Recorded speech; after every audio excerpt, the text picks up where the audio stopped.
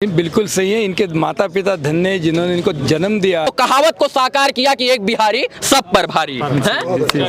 कैसा लग रहा है? अब आप आ गए हैं। उन्होंने दूध बेचा, अखबार बेचे, रेलवे स्टेशन पे जाकर काम किया। कई अभी दांत का सर्जरी भी नहीं हुआ है, होगा या ऐसे ही रहेगा? नहीं होगा, अभी डॉक्टर बोले कि अभी थोड़ा टाइम लगेगा। और इन्होंने एक खतरनाक स्टंट नहीं, सैकड़ों खतरनाक स्टंट किया, तब जाके हुनरबाज में इन्हें ये अवार्ड मिला, वो भी नेशनल टीवी चैनल पे। मेरे पास नहीं रहता था तो मेरे नाना जी कॉपी लेके आते थे, तो उस कॉपी को फिर से मिटा के मेरे मम्मी देती थी, फिर से मैं वो स्कूल लेके जाता था। तो अभी हमारे साथ हुनरबाज जो शो आता है उसके विजेता चैंपियन आकाश सिंह हैं और ये भागलपुर की धरती से हैं और आज ये मुंबई से एक ऐसी ट्रॉफी लेकर आए हैं बिहार में जिसको पाने के लिए लोग जिद्दोजहद करते हैं। सबसे पहले तो बिहार की धरती पर स्वागत है आपका। Thank you so much. मुझे बहुत ही अच्छा लग रहा है आप लोग से मिलके और पटना आके, बिहार आके, तो मुझे बहुत अच्छा लग रहा है and thank you so much. सब लोग ने, आप लोग ने मुझे सपोर्ट किया जिससे मैं ट्रॉफी लेके आज आप लोग के सामने हूँ। थोड़ा और तेज बोलिए, चैंपियन हैं आप, इतना धीरे बोलेंगे तो कैसे काम बनेगा? सब कुछ मैं बोलता हूँ, दांत की वजह से आवाज नहीं आ रहा। दांत इनका टूट गया था जो है प्रैक्टिस सेट पर और इनके गुरुजी हैं और हमारे साथ जो है पत्रकार, जाबाज पत्रकार मनीष कश्यप जी हैं।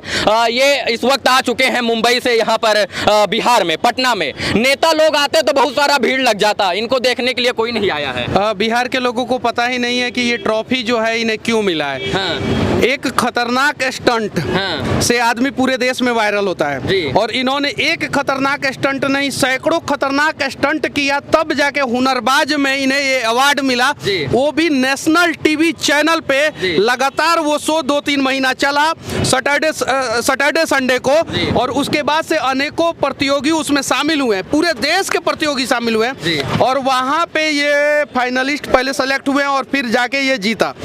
15 लाख रुपया मिला, एक ट्रॉफी मिला। मिथुन चक्रवर्ती, परिणीति चोपड़ा, करण जौहर जैसे जज वहां पे थे। इस देश के सभी लोगों का नजर वहां पे था, लेकिन से जीते ये लोग। यहाँ पे एक छत्तीसगढ़ में एक लड़का था, इतना ही बड़ा लड़का था, सेम इतना बड़ा, और गीत गाया था बचपन का प्यार मेरा भूल नहीं जाना रे। वो बचपन का प्यार आप भूल जाइए या याद रखिए, उससे देश को कोई फायदा या नुकसान नहीं है, लेकिन इन्होंने जो काम किया उससे बिहार का नाम गौरवान्वित हुआ है। और उस लड़के को वहां के मुख्यमंत्री रेंज रोवरो गाड़ी में पूरा छत्तीसगढ़ घुमाए हैं और यहाँ पे एगो नेता भी नहीं आया। और शायद से कोई नेता, विधायक, मंत्री या बॉलीवुड का छोटा कलाकार आता तो शायद से तमाम लोग जो है सम्मान के लिए फूल माला और गाड़ी लेकर खड़े होते, लेकिन बिहार के लाल ने कमाल किया मुंबई में जाकर और बिहार को प्रेजेंट किया मुंबई में जाकर और देशव्यापी शो को बिहार में लाकर जो है बिहार के लाल ने जीत कर ये बता दिया कि बिहार के अंदर भी दम है और बिहार के अंदर भी जीतने की क्षमता है और वो कहावत को साकार किया कि एक बिहारी सब पर भारी है। कैसा लग रहा है? अब आप आ गए हैं। बहुत अब आगे क्या करने का जो है जिम्मेदारी उठा रहे हैं? मेरा बहुत ड्रीम है कि मैं अभी एक इंटरनेशनल रियलिटी शो करूं, उसका मैं प्रैक्टिस अभी चालू करूंगा मैं जब वापस अभी मुंबई जाऊंगा तो। आपका दांत अभी टूट गया था जो है कार्यक्रम के दौरान मैंने देखा था और अभी दांत का सर्जरी भी नहीं हुआ है, होगा या ऐसे ही रहेगा? नहीं होगा, अभी डॉक्टर बोले कि अभी थोड़ा टाइम लगेगा, 10-15 दिन। मैं अभी बीच में डॉक्टर के पास गया था लेकिन बोले थोड़ा और रुकना पड़ेगा, जिससे अभी मेरा कुछ जख्म नहीं भरा है, उसके बाद होगा। आप भागलपुर से पलायन कब किए थे मुंबई की तरफ और मुंबई पहुंचने पर क्या क्या कठिनाइयां हुई थी? मैं 2018 में मुंबई आया था। 2018 में मुंबई आने के बाद सारा कुछ सर ने किए मेरे लिए, तो फिर गुरु जी है आपके। इस देश में जो है इस समाज में गुरु को परमात्मा से जोड़ा जाता है। गुरु साक्षात परब्रह्म तस्मै श्री गुरुवे नमः। गुरु जी नहीं होते तो शायद ये मुकाम पर नहीं पहुंचते।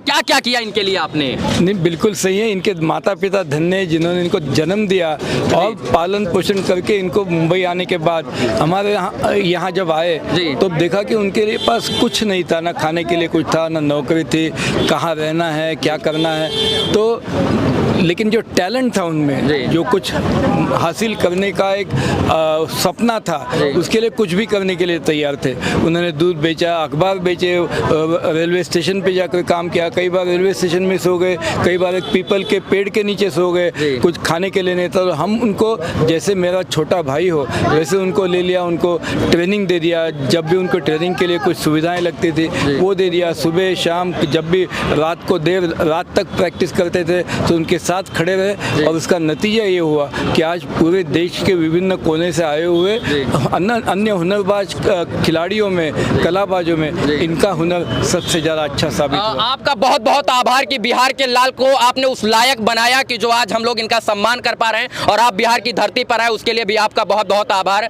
चैंपियन आकाश हैं इस वक्त और बिहार के बहुत सारे लोग हैं हमारे साथ, नागेश सम्राट जी हैं, मैं इनसे भी बात करूंगा। लेकिन आपसे एक बात और मैं पूछना चाहता हूँ, आप एक गरीब परिवार से, मैं आपके घर पे भी गया था, आपका झुग्गी झोपड़ी जैसा घास फूस का घर है, कभी सपना देखा था या ऐसे ही हो गया?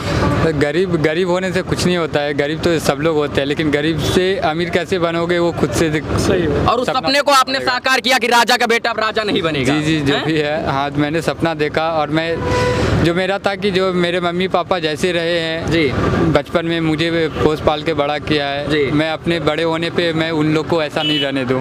तो ये चीज़ मेरे दिमाग में हमेशा घूमता रहता था, जिसके लिए मैं और ज़्यादा मेहनत करता था और आज ये किया और उनको अच्छा लाइफ दे सकूँ आगे चल के। मैंने आपकी माता जी से भी बात किया था और हुनरबाज के सेट पर मैंने देखा था कि माता जी कई बार भावुक हो गई थी और घर पे गया तब भी भावुक हो गई थी। उन्होंने बहुत सारी परिस्थितियों को बताया कि कभी खाने के लिए नहीं हुआ करता था घर में, मैं बच्चे को जो है मैं नहीं खाती थी लेकिन बच्चे को खिलाती और पढ़ाती थी, ये बात सत्य है? जी जी, मैं मुझे भी अभी भी याद है कि मैं नीचे लिखता था और गांव में ही एक स्कूल हुआ करता था, तो वहाँ पे स्कूल जाता था और मेरे पास नहीं रहता था तो मेरे नाना जी कॉपी लेके आते थे, तो उस कॉपी को फिर से मिटा के मेरे मम्मी देती थी, फिर से मैं वो स्कूल लेके जाता था। तो ऐसा कुछ नहीं है, वो बचपन की बात है, जब भी थे, अभी तो सब कुछ सही हो रहा है, मेहनत किए कर रहा हूँ, सब कुछ सही होगा। मुंबई जैसे बड़े शहर में, मेट्रो शहर में यानी महानगर में जाकर बिहार का एक लाल जो है कमाल कर देता है और शिवाजी पार्क में प्रैक्टिस करते हैं, सर की निगाह पड़ती है और इनको जो है फर्श से अर्श पर पहुंचा देते हैं। नागेश जी, कैसा लगा? बिहार के लाल ने तो कमाल कर दिया। सबसे पहले तो जो गुरु जी हैं इनको प्रणाम कहेंगे। कहा जाता है कि गुरु बिन ज्ञान कहाँ से पाऊं, बिना गुरु के ज्ञान कुछ होता नहीं, और गुरु जी ने अपना इस उम्र में जो इनको ज्ञान दिया, आज इसके वजह से बिहार की धरती पावन हो गई है, क्योंकि ये जीत करके आए हैं और बिहार का जितना गौरव कहा जाए और सम्मान बढ़ाया है इन्होंने, तहे दिल से इनको धन्यवाद आकाश जी को। और कहेंगे, कहा जाता है कि आसमान में सुराख क्यों नहीं किया जा सकता? अरे भाई, पत्थर तो तबीयत से मारो, सुराख तो अपने आप हो जाएगा, करना चाहोगे तब तो भाई ने करके दिखाया है। और हम लोग चाहेंगे कि बिहार के ऐसे ही टैलेंट को हम लोग हमेशा प्रोत्साहित करें और आगे बढ़ाएं, और नेता नहीं सपोर्ट करेंगे तो बिहार का बेटा इनको जरूर सपोर्ट करेगा। चलिए, बिहार का लाल जरूर कमाल कर रहा है और शायद से जितने भी बिहार के लोग हैं वो उनको देखना, सुनना और चाहना पसंद करते हैं। चलते चलते एक और सवाल लूंगा कि युवाओं को क्या कहना चाहते हैं। चलिए, ये तो सबसे अलग सवाल रहेगा, लेकिन एक बिहार से लोग जब मुंबई की तरफ जाते हो तो उनको डर रहता है कि मुंबई में बिहार के लोगों के लिए, उत्तर प्रदेश के लोगों के लिए, झारखंड के लोगों के लिए कोई जगह नहीं होती है, ये बात सत्य है या गलत? नहीं, ऐसा कुछ नहीं है। मैं आया तो मुझे आज तक तो ऐसा नहीं लगा कि कोई मुझे ऐसा करके बोला है या ऐसा बात किया है जी। मुझे जो भी हेल्प हुआ आज तक तो महाराष्ट्र के ही लोग, मुंबई के लोग ने हेल्प किया, और सर भी महाराष्ट्र से ही हैं, मुंबई से ही है।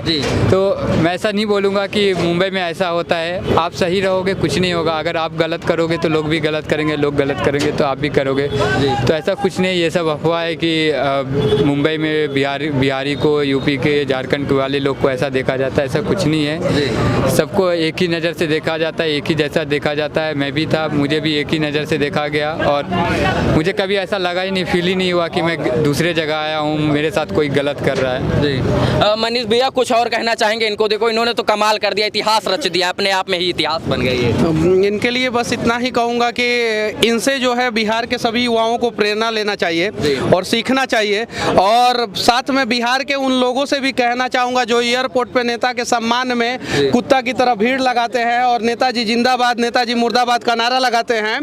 हम कुत्ता शब्द का जिक्र इसलिए किए हैं कि आप अगर हुनरबाज के विजेता का सम्मान नहीं कर सकते हैं और सिर्फ नेताजी के पीछे जिंदाबाद मुर्दाबाद का नारा लगाएंगे तो ये शब्द आपके लिए सही है जी।